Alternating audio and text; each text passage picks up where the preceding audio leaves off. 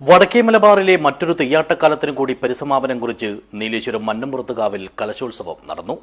തെയ്യങ്ങളും കലശങ്ങളും കാണാനെത്തിയ ആയിരങ്ങളും ഇത്തവണയും അനിർവചനീയമായ കാഴ്ച വിശേഷമായി. This news sponsored by ഉയർന്ന ഗുണനിലവാരം, തികഞ്ഞ വിശ്വസ്തത, ജനതാ പാൽ. മെയ് 30 അകത്തെ കലശത്തോടു കൂടിയാണ് മന്നംപുറത്തുകാവിൽ ഈ വർഷത്തെ കലശ മഹോത്സവത്തിന് തുടക്കമായത്. പുറത്തെ കലശ ദിവസമായ ഞായറാഴ്ച ക്ഷേത്രത്തിലെ പൂജകൾക്ക് ശേഷം വൈകുന്നേരം 4 മണിയോടുകൂടി തെക്കേക്കളരി, വടക്കേക്കളരി എന്നിവിടങ്ങളിൽ നിന്നുള്ള കലശം എഴുന്നള്ളത്ത് ക്ഷേത്രസന്നിധിയിലെത്തി. ആര്യക്കര ഭഗവതി ക്ഷേത്രത്തിൽ നിന്നും ആചാരവിധി പ്രകാരം കലശങ്ങൾ കാവിലുമെത്തിച്ചു. തുടർന്ന് കൈക്കുളം തെയ്യമാണ് ആദ്യം അരങ്ങിലെത്തിയത്. പിന്നാലെ ക്ഷേത്രപാലകൻ തിരുവർക്കോട്ട് ഭഗവതി തെയ്യങ്ങളുടെ പുറപ്പാടും എത്തി.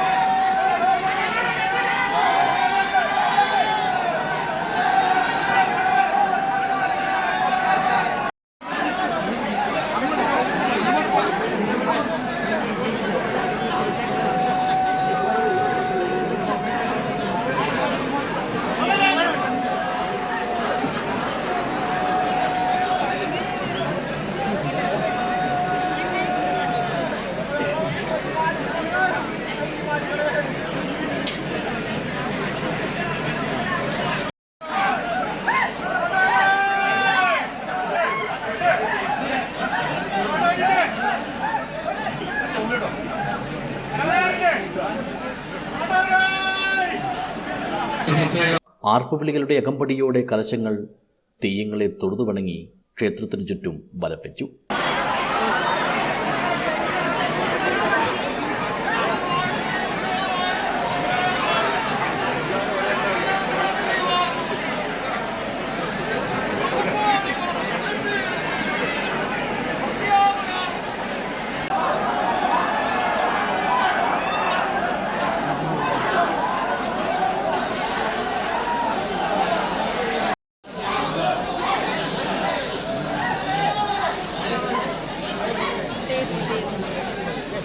അസുലഭവും അനിർവചനീയവുമായ ഈ കാഴ്ചാവിശേഷം നേരിൽ കണ്ട് സായുജ്യമടയാനായി ഇത്തവണയും ആയിരങ്ങളാണ് ഈ മഹിതസന്നിധിയിൽ എത്തിയത്. പ്രാർത്ഥനാപൂർവമുള്ള ഇവരുടെ ആരവങ്ങളും തെയ്യങ്ങളും കലശങ്ങളുമെല്ലാം തീർത്ത മനോഹര മുഹൂർത്തങ്ങളും ഈ വർഷവും കലശോത്സവത്തെ അവിസ്മരണീയമാക്കി.